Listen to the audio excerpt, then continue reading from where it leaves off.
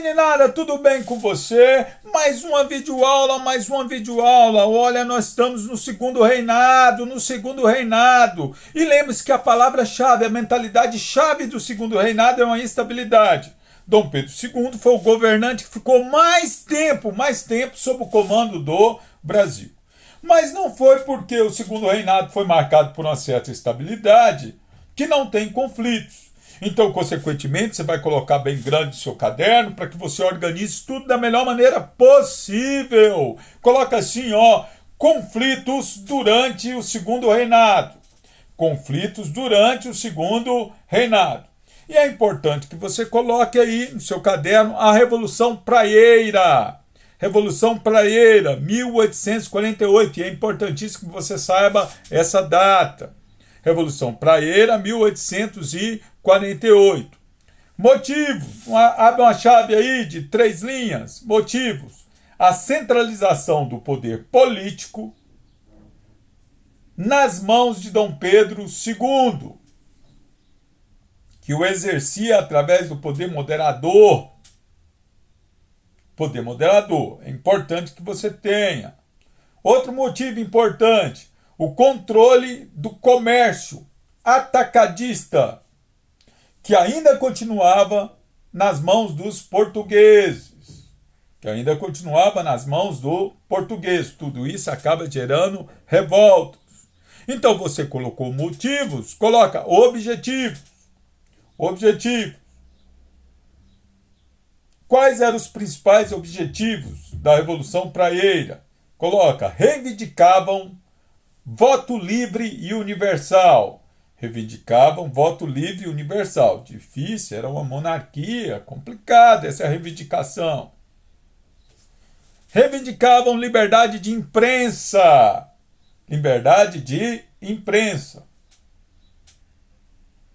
Na outra linha, autonomia dos poderes constituídos.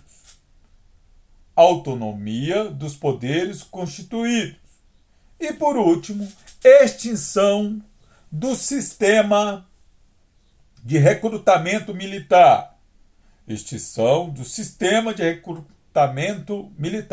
São reivindicações muito fortes para um período de poder político centralizado. A chance de não dar certo é gigantesca.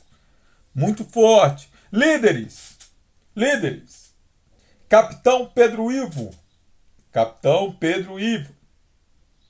Ex-deputado Nunes Machado.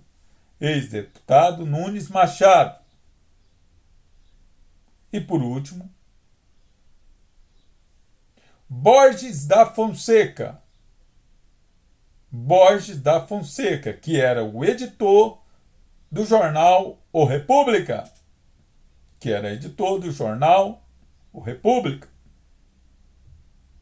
Coloque entre parênteses aí, localizado na praia, daí Praieira. Esse movimento, ele foi sufocado. Ele acabou sendo sufocado.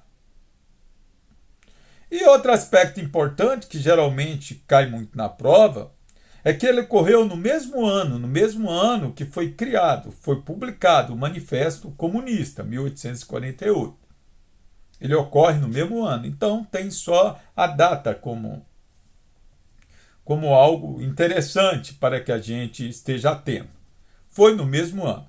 Outro aspecto importante que gera conflitos aí dentro do segundo reinado, coloca aí, política externa durante o segundo reinado. Outro tópico, política externa durante o segundo reinado. Caracterizou-se, abre uma chave.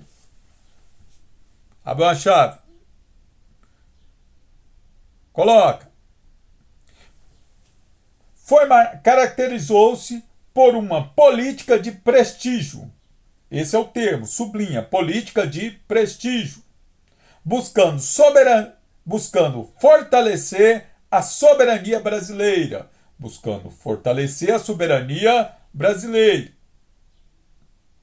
Com posicionamento próprio em relação à política europeia.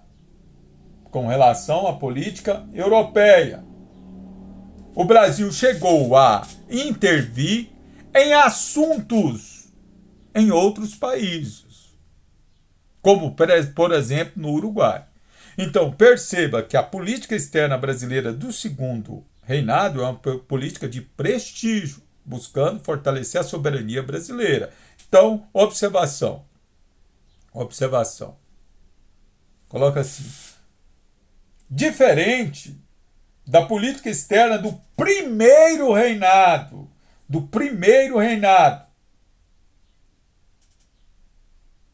que buscava um reconhecimento,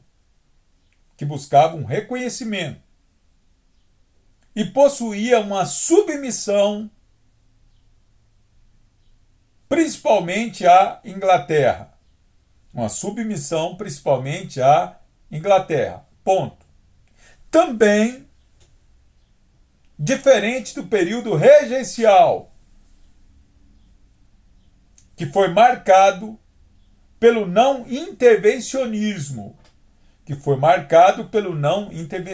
Então perceba que a política externa do Brasil do segundo reinado é diferente do primeiro reinado, que é submisso, e do período regencial, que é não intervencionista.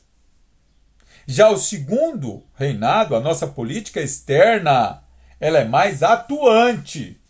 Ela busca uma soberania e ela chega até a intervir em questões em outros países. É importante você notar que dentro desse contexto do segundo reinado, nós temos conflitos externos. Entre eles, coloca aí a questão Christie, de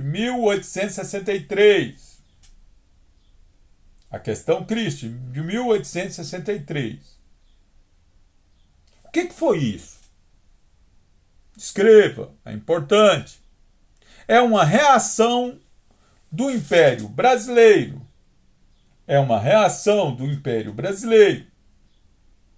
Às pressões impostas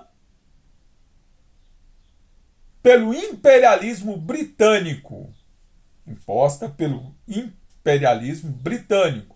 Que teve como ponto alto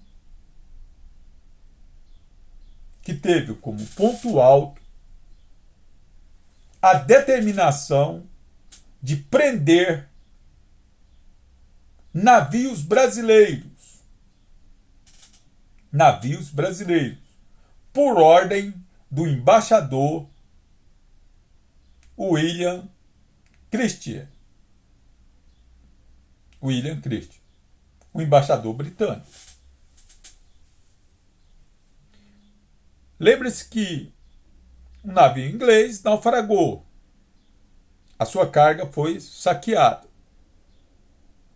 Consequentemente, a Inglaterra pediu indenizações. O governo brasileiro se nega. Então ocorre a determinação de prender navios brasileiros. Então eu estou um choque diplomático, eu tenho uma questão diplomática muito forte. O choque entre a força da Inglaterra, que possuía a marinha mais poderosa daquele momento, com os interesses da soberania brasileira. Para tentar resolver o problema dessa grave questão, foi arbitrada por Leopoldo, que era o rei da Bélgica. Então, um terceiro, que vai decidir a questão. E a questão foi favorável para o Brasil, após o Brasil pagar a indenização. Foi favorável. Mas, consequentemente, os navios brasileiros não foram libertados. A Inglaterra não cumpre a determinação. Isso fez com que o Brasil reafirmasse o seu posicionamento, rompendo diplomaticamente com a Inglaterra. O Brasil, que no primeiro reinado se colocava em total submissão em relação à Inglaterra, ao interesse inglês. Agora, o Brasil tem a atitude de romper diplomaticamente com a Inglaterra, de 1863 a 1865.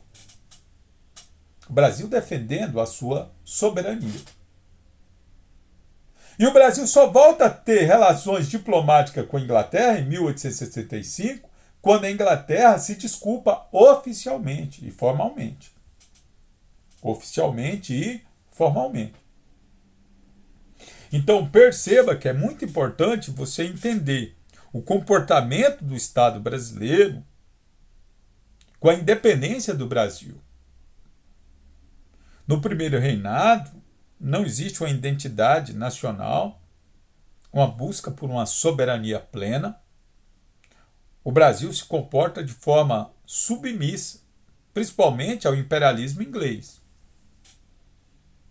No período regencial, que é atípico, os regentes estão no poder,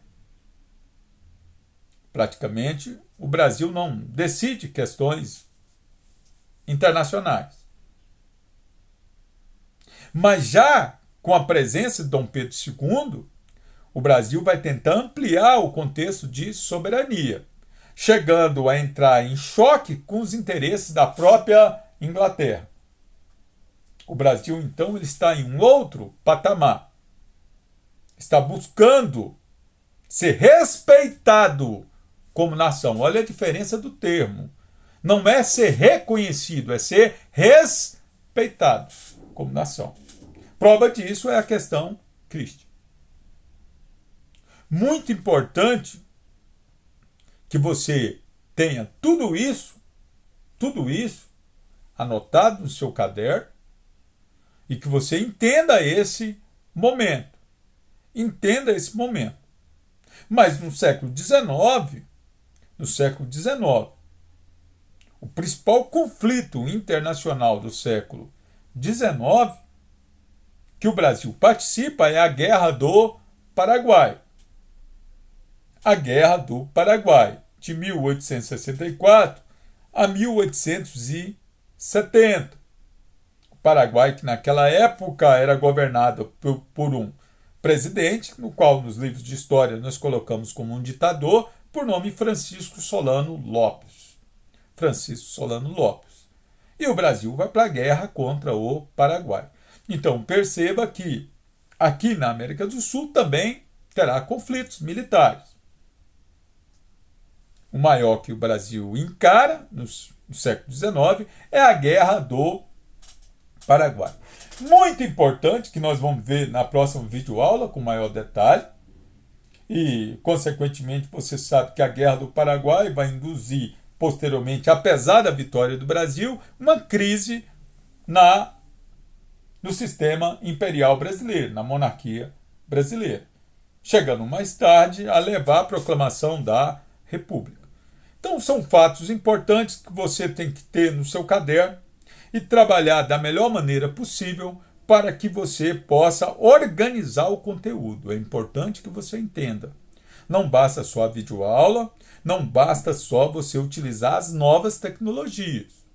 Para que você grave o conteúdo, para que você organize, para que você acostume com os termos, você tem que ou digitar ou você tem que escrever nas ferramentas, utilizando as ferramentas tradicionais. Sua caneta, seu caderno, seu livro. Elas se complementam. História tem uma quantidade de conteúdo gigantesco. Se você não organizar o conteúdo no caderno e se você não prestar atenção e repetir os termos, chega na hora da prova, você se confunde com datas, com termos, com nomes e você acaba se confundindo. É o equívoco da maioria dos alunos que estudam as matérias de humanas, história, geografia, filosofia, sociologia. Geralmente só quer ouvir. Quando se ouve e entende, mas se você não escrever, não colocar no caderno e repetir várias vezes, você não grava. Corre o risco na hora da prova você ter dificuldade. Eu sei que você é líder, eu sei que você é forte, eu acredito em você.